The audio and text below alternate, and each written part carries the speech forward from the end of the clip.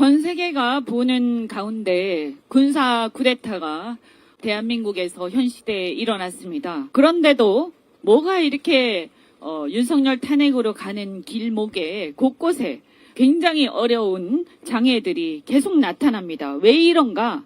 그리고 왜 그전에 박근혜 탄핵 때하고 이렇게 다르게 힘든가에 대해서 많은 분들이 의문을 가지실 겁니다. 그것은 왜냐 하면 첫째, 박근혜 대통령 탄핵 때는 박근혜 대통령의 개인 비리와 관련된 사건이었습니다.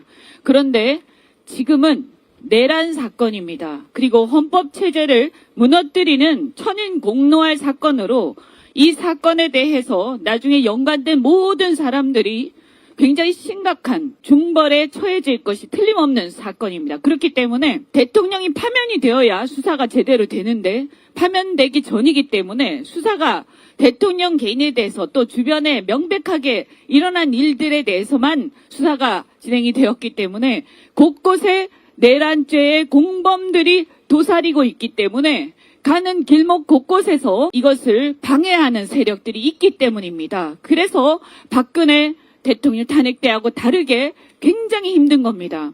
예를 들어서 여러분도 기억하시겠지만 이 검찰만 해도 그렇습니다. 누가 공범인지 정확하게 말씀드리기는 어렵지만 분명히 이것은 지난번에 구속 취소 결정이 되었을 때도 윤석열 개인만을 위한 오로지 그 사람만을 위한 구속 취소를 받아들이고 즉시항고를 포기한 일이 일어났습니다. 그리고 또 경호처도 지금까지와 달리 윤석열의 사병으로 전락했습니다. 이런 일들이 곳곳에서 일어납니다. 또 권한대행은 헌재 구체적인 임명 명령을 무시하고 헌법을 마구 무시하고 그냥 계속 갑니다. 이런 것들이 다 뭐냐? 뭔가 곳곳에서 공범 내지 모의범, 공모범 아니면 적어도 방조범들이 곳곳에서 도사리고 있기 때문이다. 그리고 또 하나는 박근혜 대통령 때는 윤석열 검찰 세력들이 과도하게 언론 플레이를 해서 잔인하게 수사를 진행한 반면에 지금은 검찰이나 이 수사기관들이 어쩌면 뭔가 연루되었을지도 모르는 이런 상황에서 굉장히 미온적으로 수사에 참여하고 있기 때문에 이런 상황들이 벌어진다고 생각합니다. 그런데 지금 이렇게 계속 가면 어떻게 되느냐? 법원을 습격하고 법관에 대한 암살 시도를 하고 또 민주공화국을 부정하고 쿠데타를 만연히 하고 거기다가 대통령이 김성훈 차장 등등에 대한 구속영장에 대한 얘기 이것도 이 과정에서 법원 발부 영장의 집행을 저지하라는 윤석열이 내린 그 지시의 정황들이 드러나지 않았습니까? 그런데도 증거인멸 가능성이 뭐 있다 없다 이런 논란이 벌어진 우스꽝스러운 상황입니다. 그럼 이건 뭐냐? 윤석열이란 자는 이 법원의 영장을 저지하라, 집행을 저지하라 이런 얘기를 하는 위헌적인 그리고 초헌법적인 사람인 것입니다. 그래서 이런 상황 속에서 이것은 이렇게 가면 파시즘이 됩니다. 파시즘.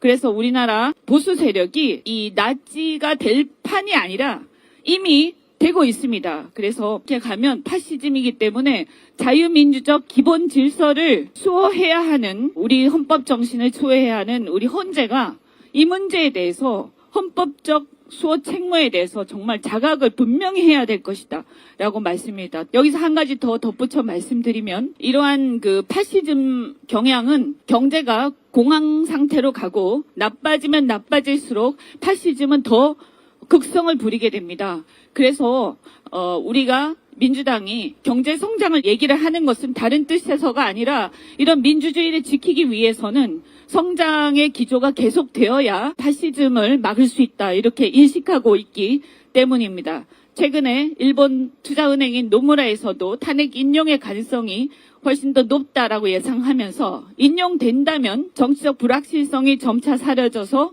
경기 하방 우려가 완화될 것이지만 만약에 탄핵이 각하나 기각이 된다면 그 확률은 낮지만 정치적 불확실성이 증가해서 소비가 위축되고 경제 성장의 하방 압력이 더해질 것이다 이렇게 얘기했습니다. 이대로는 안 됩니다. 헌재는 대통령 탄핵 인용을 조속히 해서 법 형식 논리에 집착하지 말고 결론이 똑같더라도 빨리 하는 것도 굉장히 중요합니다. 불확실성 빨리 제거해서 우리 대한민국의 국민들이 일상으로 돌아갈 수 있도록 그리고 국정과 경제가 안정을 찾을 수 있도록 협력해야 할 것입니다. 이상입니다.